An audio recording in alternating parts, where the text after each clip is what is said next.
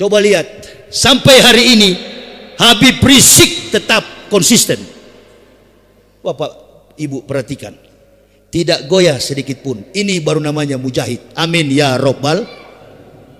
Terus bagaimana Ustadz mengenai terkait dengan kasus? Saya tadi di rest area apa yang terakhir saya sholat zuhur ini, 10 menit langsung keluar Kandeman. Ya, saya habis sholat zuhur itu saya berhenti sedikit karena pusing dari kemarin belum tidur. Saya tidur di rest area sambil minum kopi. 3 orang tanya dari Jakarta, mereka mau ke Lamongan. Ustadz mau kemana? Saya bilang saya mau pergi ke Banjarnegara. Mau tanya Ustadz, tanya apa? Ini lagi ribut ini masalah nasab Ba'alawi dengan Wali Songo. Saya langsung skak mati. Ya, kalau main catur teorinya Anatoly Karpov. Stop, jangan bicara itu lagi. Betul atau tidak? Kita ini tetap menghormati innal ulama warasatul anbiya. Kita hormati ulama, kita juga hormati para habaib. Sudah Pak, jangan terlalu banyak tanya. Apalagi saya orang dari kafir. Hormati dua-dua itu. Tidak yang berkelahi, sudah Anda usah perhatikan. Imadudin, Imadodon, itu anak kan umurnya belum. Ilmu tanpa pengalaman bagaikan huruf yang mati. Coba lihat itu asam sulfat yang jadi wakilnya Prabowo sekarang kan dibanting-banting oleh publik karena ilmu tanpa pengalaman bagaikan huruf yang mati, jadi asam sulfat. Begitu. Pengalaman juga tanpa ilmu orang bisa sesat. Mana contohnya Ustadz? Itu yang bisa bicara dengan semut, gupron tumpul itu. Coba Pak Kiai artikan bahasa Arabnya. Saya nggak ngerti Pak Kiai. Saya juga nggak ngerti bahasa Arab. Saya cuma tahu bahasa Manado. Tapi tidak sebodohnya saya ini, jangan coba-coba. Saya juga sering pegang kamus. Ini sampai bilang orang Kristen pun masuk surga. Masuk surga dari mana? Inna atatna lil kafirina salasila wa aklalau wa sa'ir. Neraka yang paling panas adalah sa'ir, tempat orang-orang kafir. Sesungguhnya kata Allah, kami sediakan bagi orang kafir belenggu, rantai dan neraka yang menyala-nyala. Siapa orang kafir itu? Al-Quran juga menjawab, laqad kafara allazina qalu innallaha masih ibnu Maryam. Kafirlah orang-orang yang berkata Isa anak Maryam adalah Tuhan selain Allah. Ayo, saya bilang istri, keluar kita dari Kristen, kembali kita ke Islam. Bukan pindah agama. Kami sekeluarga bukan pindah agama, tapi kembali kepada fitrah sesuai perjanjian. Alastu birabbikum qalu bala syahidna. Rocky Gerung sebenarnya begitu bagus analisis setiap ayat, baik secara historical, secara tematis, secara teologis, dan kemudian tampung dalam substansi rasionalitas. Kalau sudah masuk akal dalam konsep sejarah tematis, baru bikin semacam keputusan. Saya begitu, 8 tahun saya kaji. Di mana kami ini dituduh-tuduh kafir dulu? Oh, ayatnya. Berarti bukan orang Islam. Sama dengan kita mengatakan kafir. Wah, marah satu Indonesia. Tapi itu yang paling dibacakan oleh Rasulullah ketika sholat maghrib. Betul apa betul? Qul ya ayyuhal kafirun la a'budu ma ta'budun wala antum abiduna ma a'bud wala ana abidu ma abatum wala antum abiduna ma a'bud lakum dinukum waliyadin. Yesus Kristus adalah Tuhan kalian, Isa Al-Masih Nabi kita. Konsepkan itu dalam pikiran kita. Amin ya Allah ya Rabbal. Coba begitu. Jadi sudahlah, jangan berdebat kita. Isa Al-Masih Nabi kami, Yesus Kristus adalah Tuhan kamu. Jadi kalau berdebat kamu asumsikan Isa adalah Yesus, nggak bakal habis. Bapak Ibu selama ini dibodoh-bodohi oleh YouTuber itu. Satu bukan ahli Kristen, satu juga bukan ahli Islam. Enggak, mereka berdebat itu. Kalau Bapak mau tahu, panggil profesor Kristen dan Islam. Perdebatan mereka cuma di atas teori yang tertulis. Apa namanya? Perdebatan alegoris. Tanya dosen bahasa di sini. Saya nggak pernah tanggapi, nggak pernah saya tanggapi fitnah apapun yang mereka buang ke publik. Saya nggak pernah, karena kelasnya sudah jauh. Kalau mau berdebat, selipkan dulu. Ingat, kita orang Islam mengakui Isa sebagai nabi. Qala ini Abdullahi ataniyal kitabah wa ja'alani nabiyah wa ja'alani nabiyah. Sekali lagi, wa ja'alani nabiyah. Allah mengutus aku sebagai seorang nabi, bukan sebagai Tuhan. Bagaimana Jokowi ke Korea Selatan 2 minggu, istana ada Jokowi? Kira-kira begitu ya. Nah, baru berdoa bahasa Ibrani, Abinu seba samayem yitkada semeka tabu malkuteka yasresoneka kaaserga ambares etlem hukan utan lanu hayom. Itu bahasa Ibrani. Abinu seba samayem, Bapa kami yang di surga. Doa Bapa kami. Katanya Yesus itu Tuhan, dia berdoa kepada Bapa. Bapa yang mana lagi? Makanya orang Yahudi sema Israel Yahweh Eluhenu Yahweh Ehad hikomantakim dekolama Muhammadin. Dari dulu saya sampaikan begini, ibu bapak sendiri terpengaruh. Tapi itu ya bohong, dia pembohong. Hikomantakim dekolama Muhammadin yang mengatakan nama Nabi tercinta Rasulullah Muhammad Sallallahu Alaihi Wasallam. Yahudi pada Wailing Wall, tembok ratapan. Buka di YouTube, terungkap sekarang. Manusia hidup sekarang ini seperti akuarium, ikan di dalam akuarium. Segala hal terungkap. Betulkah Nabi Muhammad disebut-sebut dalam doa ketika orang Yahudi meratap pada tembok ratapan? Adonai jismurkah mikolrah yesemor etnapsetah mikolrah Adonai yismurkah kaufueka me'ata we'at olamin hikomantakim dekalama Muhammadin. Bukan Muhammadin, Muhammadin. Buka di YouTube, ibu bapak. Tapi jangan sekarang, nanti habis saya ceramah. Betul nggak? Dari dulu sudah saya sampaikan, umat Islam semua tenggelam. Ada yang percaya? Ini kalau berdebat nggak kelas lah, nggak kelas. Saya sudah nonton mereka berdebat itu. Ibu bapak yang habis-habisin pulsa. Lebih baik ibu bapak buka Quran. Alif lam mim jalikal kitabul la raiba fi hudalil muttaqin. Ada seorang muslim setiap saat WA sama saya tidak mau angkat. Ustadz, bagaimana caranya supaya saya bisa menghafal ayat-ayat suci kitab Kristen? Karena saya mau berdebat dengan orang Kristen. Kamu Kristen atau Islam? Saya orang Islam Ustadz, nama saya ini. Kamu jangan hafal ayat kafir itu, kamu hafal ayat Quran. Enggak Ustadz, saya mau mengislamkan mereka. Tak ada orang yang masuk Islam kecuali izin. Jangan dipaksa lah, ikra hafidin. Saya Islamkan orang ini sudah ribuan kiai, puluhan ribu di Indonesia ini. Bahkan ada satu kampung di Mentawai, Sumatera Barat, jengkel saya ceramah, satu kampung masuk Islam. Buka aja di YouTube. Karena jengkel sama Ustadz Yahya masuk Islam. Terangkan kepada setidak-tidaknya. Ini kalau orang Kristen dengar, ini kan tidak menantang. Yang di Medan paling bagus dengan di Manado. Sementara ceramah di masjid begini, gereja di samping sana. Memang enak sekali baku hantam begitu. Sampai saya bilang itu kawan saya di sebelah sana, pendeta itu, kawan saya, itu kalau mati tempatnya neraka jahanam. Bukan benci ibu bapak, bukan cari muka, bukan cari muka. Sayang kepada mereka.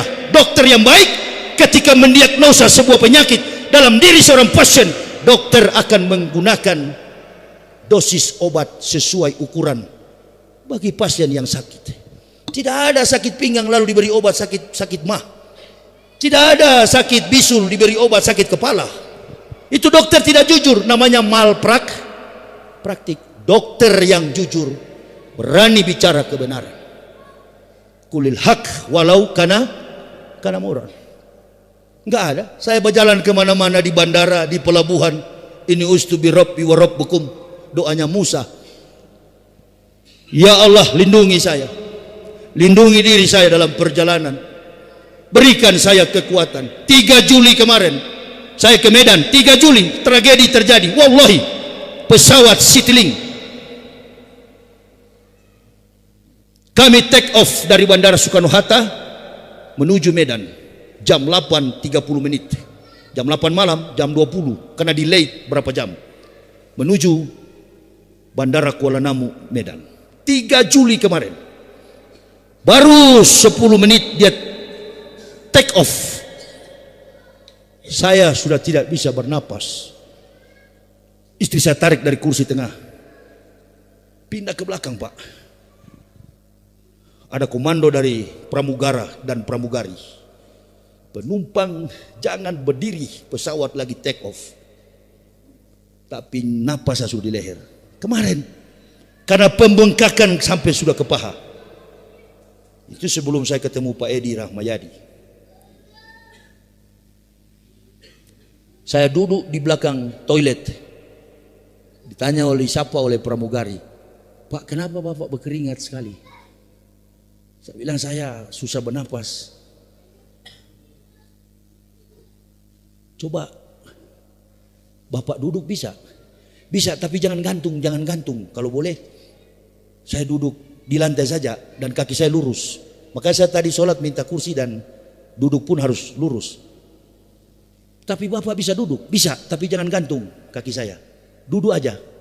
Kalau tidur, kalau tidur lebih bagus. Sudah kami siapkan selimut sama bantal. Tindakan Bapak bagus. Istri saya keluar, Pak, tidak apa-apa ya? Saya cuma korean tangan, tidak apa-apa. Sabar. Tapi saya sudah susah bernapas karena pesawat sudah naik ke atas. Pak, kenapa tidak lapor tadi? Saya belum terasa tadi. Bu, baru sekarang saya terasa, Mbak. Coba ada obat, kira-kira obat apa saja saya minum? Udah ada, Pak. Atau air hangat saja. Diumumkan kalau ada dokter. Oh, dokter keluar. Sudah mulai lepas sabuk pengaman. Beberapa orang ke belakang. Ada 2 dokter. Dokter anak dan dokter biasa. Rupa-rupanya dokter anak ini kenal sama saya. Kebetulan beliau polisi.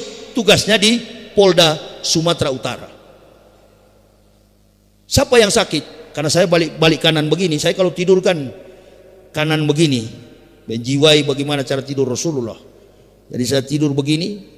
Saya pernah ikut pelatihan apa itu di Naksabandia punya ini, Marifatullah, dan 1 malam dari jam ba'da Isya sampai mendekati sholat subuh disuruh tidur dari kanan begini. Hampir verlamen saya pagi, hampir kena stroke.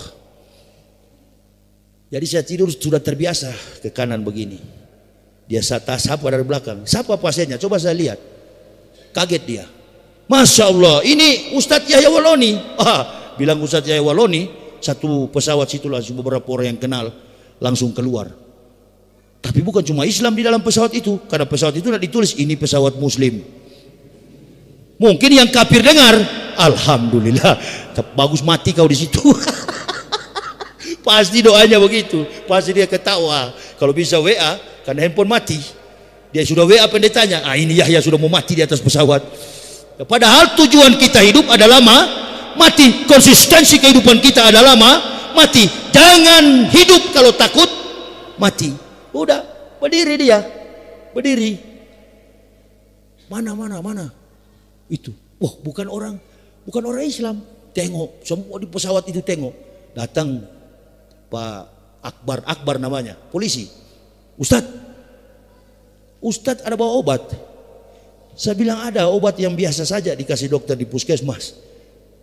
Ya mana obatnya? Saya lihat. Wah, ini bukan mah, ini penyakit mah. Ini jantung ini Ustadz. Dia spesialis anak tapi tahu kaki saya bengkak. Ini bukan mah, ini karena pertama analisa dokter ya puskesmas lah. Ini katanya cuman GERD. Ditambah waktu saya habis puasa itu juga memang ada mah. Jadi ini bukan ini Ustadz, jantung ini. Untung tidak ke paru-paru. Kalau ke paru-paru bisa langsung meninggal orang. Sudah, coba angkat sedikit kakinya ada laci yang kosong itu. Saya tidur di situ, dia bawa lemari itu di paling belakang. Kamar mandi, toilet. Saya bukan kamar mandi, toilet pesawat. Saya di belakangnya, di samping pintu keluar itu. Saya sudah gantung kakinya, agak enak. Nah, rupa-rupanya ada dokter perempuan di situ. dia juga dekati. Mana yang sakit? Datanglah pramugari berapa orang. Pokoknya jangan dulu Pak Ustadz berdiri sampai tiba di Medan. Alhamdulillah dikasih minum obat. Bahkan ada jamaah yang ikut di pesawat itu, dan ada pramugari juga yang bawa obat isosorbit, ditaruh di bawah lidah. Karena isi saya panik, dokter kan bilang taruh di bawah lidah. Bukan di bawah lidah, ditaruh di bawah gusi. Bukan di bawah lidah, di bawah gusi. Woi kawan, salah taruh itu, taruh di bawah lidah. Begitu ditaruh di bawah lidah, baru saya merasakan bisa bernapas dengan lega. Turun di bandara Kuala Namu, sudah tidak bisa melangkah. Ambil kursi roda, didorong ke depan. Panitia jemput. Kok bisa sakit begini Ustaz? Saya bilang ya inilah. Sekarang kita buka puasa dengan Pak Edi Rahmayadi. Oh saya bilang jangan, bawa aja langsung ke hotel biar saya istirahat di hotel dulu. Tidak. Karena beliau mau ingin silaturahmi dengan Ustadz Yahya. Boleh. Karena dipaksa ke sana. Dari situlah cikal bakal pertama ketemu Pak Edi, langsung kaki dibawa ke rumah sakit. Alhamdulillah. Pertolongan Allah Subhanahu wa taala tanpa kita menjilat kepada siapapun. Amin ya Allah ya Rabbal. Ditolong pada waktu yang tepat. Kalau saya sendiri yang berobat, rumah sakit yang paling mahal di kota Medan itu rumah sakit itu. Namanya Rumah Sakit Columbia Asia Medan. Puluhan juta bayarnya. Makanya kita berdoa bagi beliau yang sedang bertarung di tanah Sumatera Utara. Mudah-mudahan beliau periode kedua bisa jadi gubernur lagi. Amin ya Rabbal. Doa dari jauh juga nggak apa-apa, walaupun kita bukan penduduk Sumatera Utara. Tapi salah ini Ustadz, kita kan Jawa Tengah. Kita lagi mendoakan di Jawa Tengah siapa kira-kira jadi gubernurnya. Saya nggak tahu siapa itu, cuma di spanduk-spanduk ada Gus-Gus saya baca itu. Tapi Gus yang satu kan lagi di penjara, Gus Nur. Nah itu bagus jadi gubernur Jawa Tengah. Jawa Timur apa Jawa Tengah dia? Itu yang Gus Nur. Jawa Timur, oh berarti jadi gubernur Jawa Timur dia. Ya. Kamu nggak jadi Jawa Timur, nggak jadi pejabat Ustadz, sampai mati saya paling jengkel jabatan itu. Ya, dari Kristen saya adalah pendeta, tukang pidato. Nggak bisa dibujuk saya. Saya kalau sudah prinsip sebagai pembicara, sebagai tukang pidato, di Kristen saya pendeta Kristen, begitu masuk Islam jadi pendeta Islam, bukan ustadz, bukan ulama. Ulama ya beliau tadi, saya bukan ulama, saya bukan pemberi ilmu, saya hanyalah pemberi motivasi. Ibarat handphone saya hanya charger, tapi semahal setinggi apapun harga ibu bapak handphonenya, satu kelak kalau low bat, baterainya suak pasti memunculkan charger. Saya ini adalah charger. Kata beliau tadi, Ustadz berikan motivasi kepada semua jamaah, terutama nih ustadz-ustadz muda. Jadi incaran betul-betul kalian ini, ulama-ulama ini, ya. Jadi incaran. Bukan kita tidak suka sama pemerintah. Ulama dan umaro adalah mitra seperjalanan, tapi menuju pada kebaikan. Kalau tujuannya baik bagi Islam, gabung. Tapi haram bagi seorang ulama untuk menginjak rumah dinas. Saya dulu waktu dukung Prabowo 2019, semua yang dipanggil Prabowo datang. 6 kali saya diundang, nggak pernah saya mau datang. Jangan pernah datang ke rumah dinas. Saya dibawa kemarin di rumah Pak Edi, bukan rumah dinas. Beliau sudah turun dulu dari Gubernur Sumatera Utara kemarin, ya. Itu rumah pribadinya di Deli Tua, bukan rumah dinas. Haram kaki seorang ulama mendatangi rumah pejabat yang datang ke rumah ulama. Ini kita ini di Pulau Jawa, saya lihat ada yang satu yang gondrong itu, yang suka bagi-bagi. Itu Miftah atau siapa namanya? Begini tabal tuh uang-uang itu. Setelah disorot oleh kamera, bukan uang saya. Itu kan bukan uang saya hanya membagikan. Sudahlah kawan, kalau sudah begitu gitu, sudah. Itu kalau ibu bapak mau kaya jadi ustadz begitu, ya. Ini muda-muda ini, kalau kalian mau jadi kaya, handphonenya mahal begitu. Jilat supaya hati-hati, hati-hati. Hukuman paling berat itu bukan pejabat. Hukuman paling berat itu adalah Ustaz, tukang ceramah. Jangan ngaku, saya ngaku bukan ahli ilmu.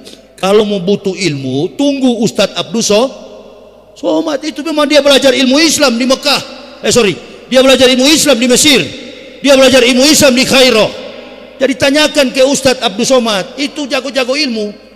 Ustaz Somad itu yang banyak ilmu. Kalau Yahya Waloni tidak. Saya cuma motivator.